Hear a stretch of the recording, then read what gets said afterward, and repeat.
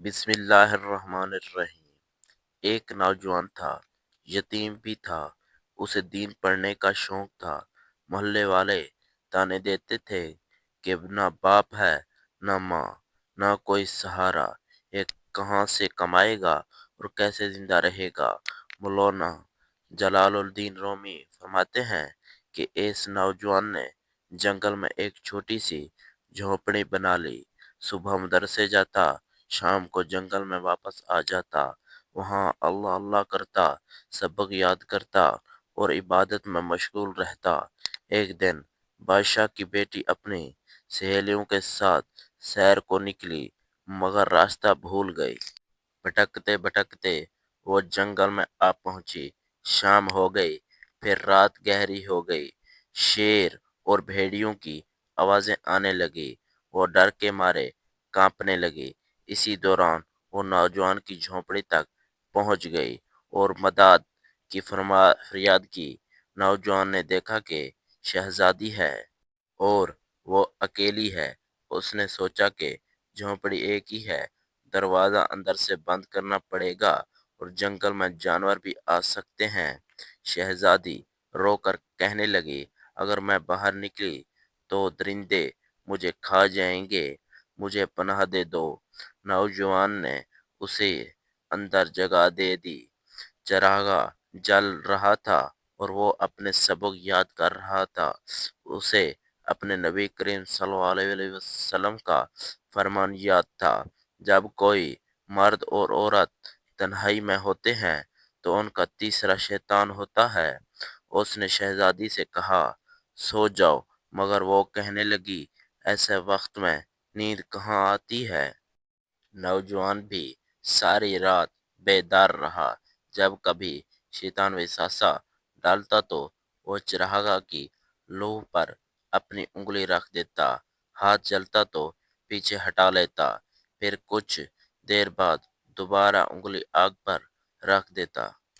ساری رات اس نے اپنے ہاتھ کو جلایا تاکہ نفس کو قابو میں رکھ سکے۔ وہ اپنے آپ سے کہتا، میں نے حضور صلی اللہ علیہ وسلم کی حدیث پڑھی ہے کہ جہنم میں سخت ترین عذاب ہوگا، جہنمیوں کو پیپ اور گرم پانی پلایا جائے گا۔ اگر میں اس چھوٹی سی آگ کو برداشت نہیں کر سکتا تو جہنم کی آگ کیسے برداشت کروں گا۔ صبح ہوئی، سورج کی کرنیں چمکی تو اس نے شہزادی سے کہا، اب جلدی نکل جاؤ، تمہارے صبر کا امتحان بھی تھا اور میرا بھی۔ شہزادی باہر نکلی تو سپاہی اسے ڈھونڈنے رہے تھے۔ بادشاہ خود بھی جنگل میں موجود تھا۔ بیٹی مل گئی تو بادشاہ نے تنہائی میں کہا، بیٹی میں تمہاری بات مان لوں گا، مگر دنیا نہیں مانے گی۔ اگر لوگوں کو پتہ چل گیا کہ تم رات ایک نوجوان کے پاس رہی ہو تو میرے جینا مشکل ہو جائے گا، میری عزت خاک میں مل جائے گی۔ بیٹی بتایا کہ وہ ایک نیک نوجوان کے پاس تھی۔ بادشاہ نے کہا، اگر اس نے یہ راز کھول دیا تو میری عزت ختم ہو جائے گی، اسے قتل کرنا ہوگا۔ بیٹی بہت روئی، منتیں کی، ابا جان، وہ میرا محسن ہے، اسے نہ ماریں، مگر بادشاہ نہ مانا۔ نوجوان کو گرفتار کر لیا گیا اور سزا کا وقت مقرر ہو گیا۔ شہزادی نے کہا، ایک بار مجھے اس سے سوال کرنے دیں، پھر آپ جو چاہیں فیصلہ کریں۔ پردے کے پیچھے شہزادی کھڑی ہو گئی۔ نوجوان سامنے تھا۔ اس نے پوچھا، ساری رات میں بھی جاگتی رہی، تم بھی نہیں سوئے؟ جب تم چراغی کے قریب ہاتھ جلا رہے تھے، اس کی وجہ کیا تھی؟ نوجوان رو پڑا اور کہا، میں نے رسول خدا صلی اللہ علیہ وسلم کا دین پڑھا ہے۔ جب شیطان مجھے گناہ کا مشورہ دیتا تھا تو میں فوراً اپنے ہاتھ آگ پر رکھ دیتا تھا اور کہتا تھا، اگر یہ آگ برداشت ہو گئی تو شاید جہنم کی آگ بھی ہو جائے۔ لیکن جب ہاتھ جلتا تو تکلیف ہوتی تو سمجھ جاتا کہ مجھ سے یہ بھی برداشت نہیں ہوتی تو جہنم کی آگ کیسے برداشت کروں گا۔ یوں میں نے اپنے نفس کو قابو میں رکھا اور اللہ سے ڈرتا رہا۔ یہ سن کر بادشاہ کی آنکھوں میں آنسو آ گئے۔ اسے احساس ہوا کہ یہ نوجوان کتنا پاکیزہ متقی ہے۔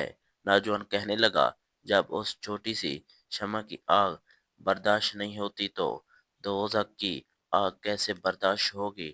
یہ سن کر بادشاہ چیخ مار کر رو پڑا، کہنے لگا، اے طالب علم، تو تو میرا نبی صلی اللہ علیہ وسلم کا سچا غلام ہے اور میرے رسول صلی اللہ علیہ وسلم کے سچے غلاموں کو سزا نہیں دی جاتی، انہیں تختوں پر بٹھایا جاتا ہے۔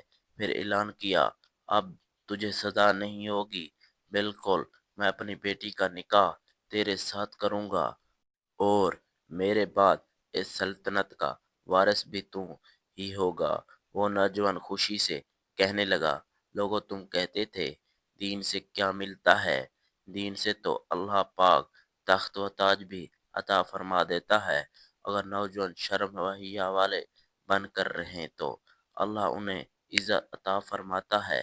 عزت اللہ کے فضل سے ملتی ہے اور جب کوئی عزت والا کام ہی نہ کرے تو عزت کیسے ملے گا۔ اعلی حضرات امام احمد رضا خان فرماتے ہیں، ایک بہروپیہ تھا، مداری تھا، مختلف روح بدل کر لوگوں کو دھوکہ دیتا تھا۔ ایک دن وہ ناگزیب عالمگیر کے دربار میں پہنچ گیا اور کہنے لگا، میں روح بدلوں گا، اگر آپ پہچان نہ سکے تو مجھے انعام دینا ہوگا۔ اور ناگزیب نے فرمایا، میں کوئی عام بادشاہ نہیں، مجھے دھوکہ دینا آسان نہیں۔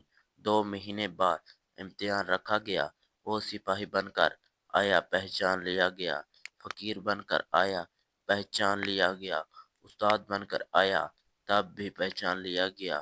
2 سال تک وہ مختلف بھیسیں بدلتا رہا مگر ہر بار بادشاہ اسے پہچان لیتا۔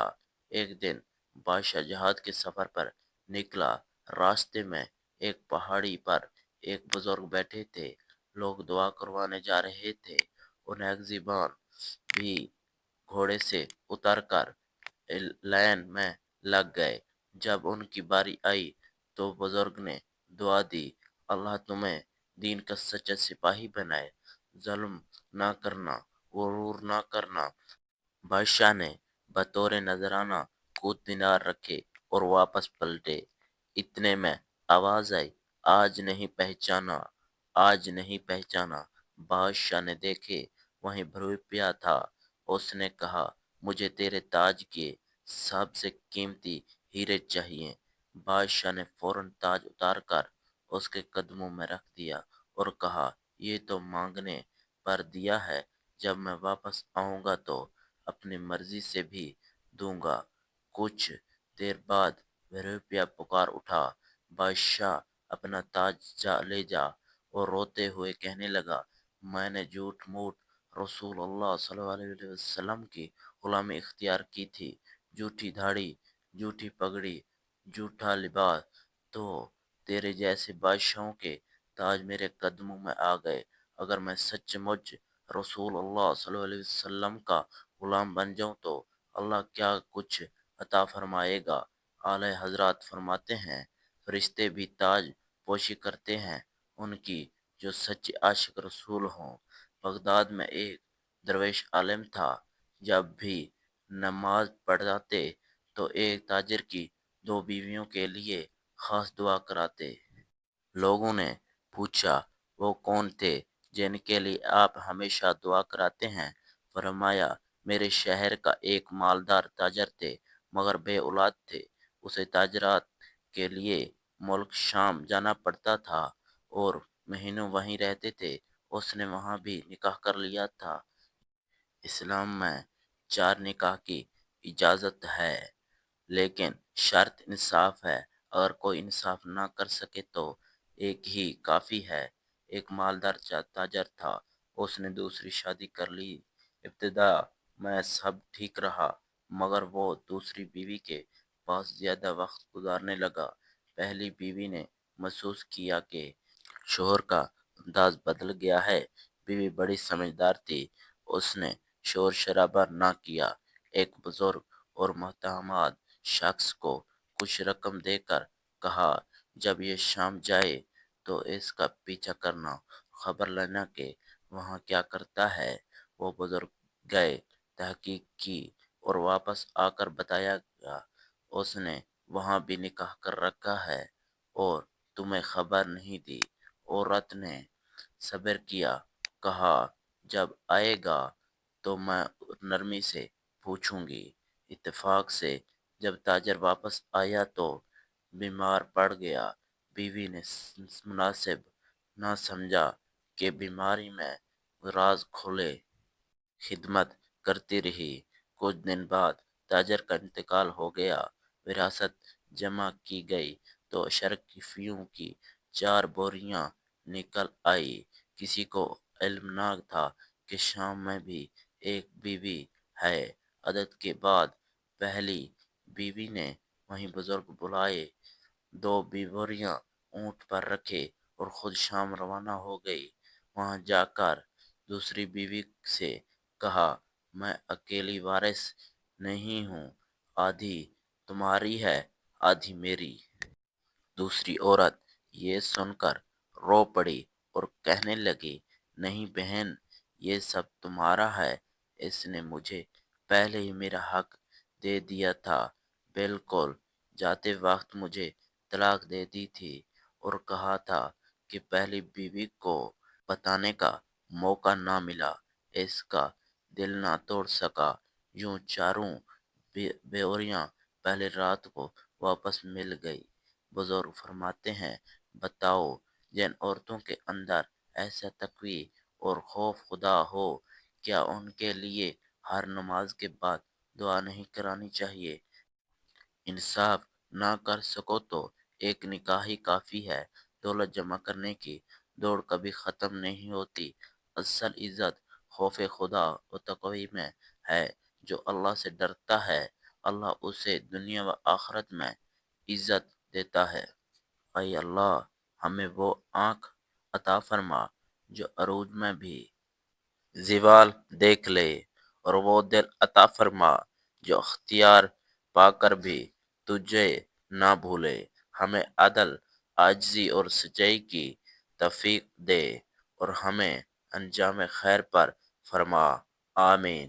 ناظرین، کمنٹ باکس میں اللہ تعالیٰ کے 99 ناموں میں سے ایک نام ضرور تحریر کریں۔ خدا حافظ۔